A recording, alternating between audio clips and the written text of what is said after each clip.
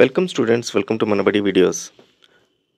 JEE mains రాసిన తర్వాత చాలామంది స్టూడెంట్స్ ఎన్ఐటీలో అప్లై చేయాలనుకుంటారు.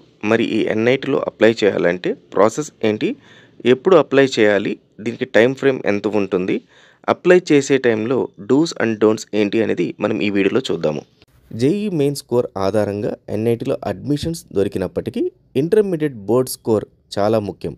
75% అంతకన్నా ఎక్కువ వచ్చిన విద్యార్థులకే ఎన్ఐటీలో అడ్మిషన్ పొందే అవకాశం కల్పించడం జరుగుతుంది. ఎన్ఐటీలో జాయిన్ అవ్వటానికి జేఈఈ మెయిన్ స్కోర్ ఎంత కావాలి? JEE main score every year దాని కట్ ఆఫ్ పర్సంటేజ్ మారుతూ ఉంటుంది. 2023కు గాను జేఈఈ కట్ ఆఫ్ పర్సంటేజ్ సంబంధించిన ఇంకొక వీడియో చేయడం జరిగింది. ఇదే వీడియోని మీకు డిస్క్రిప్షన్లో దాని లింక్ ఇవ్వడం జరిగింది. ఆ వీడియోను చూస్తే మీకు 2023, 22, 21లో లాస్ట్ కట్ ఆఫ్ ర్యాంక్స్ ఎంతకి ఎలిజిబిలిటీ ఉంది అనేది మీకు ఒక అవగాహన అయితే రావడం జరుగుతుంది.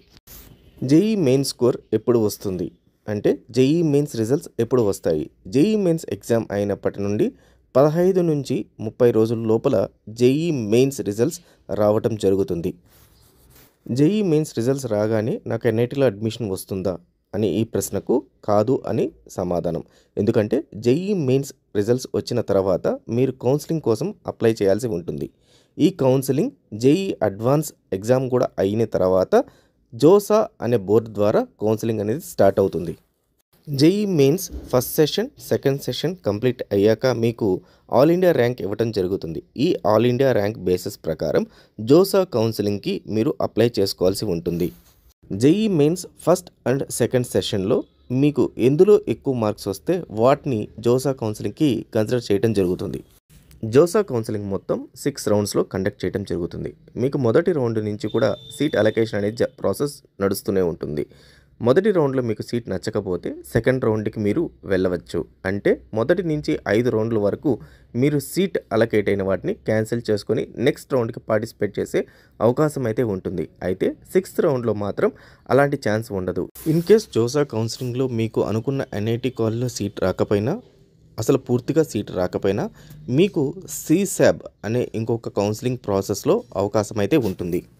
సీశాబ్ అనే ప్రాసెస్ ఎన్ఐటీకి మిగిలిన సీట్స్ అంటే జోసాలో మొత్తం 6 రౌండ్స్ ఆఫ్ కౌన్సిలింగ్లో మిగిలిన రిమైనింగ్ సీట్స్ని సీశాబ్లో అలొకేట్ చేయడం జరుగుతుంది. సో ఇది ఓన్లీ ఫర్ ఎన్ఐటీస్. ఐఐటీస్కి మాత్రం జోసా కౌన్సిలింగ్లోనే సీట్ అలొకేషన్ అనేది జరిగిపోతుంది. సో స్టూడెంట్స్, మీకు ఎన్ఐటీలో సీట్ రావాలి అంటే మీకు ఇంటర్మీడియట్ స్కోర్ 75% అబవ్ వచ్చి ఉండాలి. Second, JEE mains first session కానీ సెకండ్ సెషన్లో కానీ మీకు టాప్ మార్క్స్ వచ్చి ఉండాలి. దీని ద్వారా మీకు ఆల్ ఇండియా ర్యాంక్ అలొకేట్ అవ్వడం జరుగుతుంది. థర్డ్, మీరు జోసా కౌన్సిలింగ్కి అపీర్ అవ్వాలి. ఇన్ కేస్ మీకు జోసా కౌన్సిలింగ్లో సీట్ రాకపోతే ఫోర్త్, సీశాబ్ కౌన్సిలింగ్లో అపీర్ అవ్వాలి.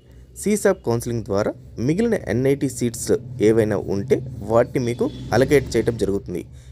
ఇన్ కేస్ జోసా అండ్ సీశాబ్ కౌన్సిలింగ్లో మీకు సీట్ రాకపోతే ఈ సంవత్సరానికి మీరు సీటు వదులుకోవాల్సిందే.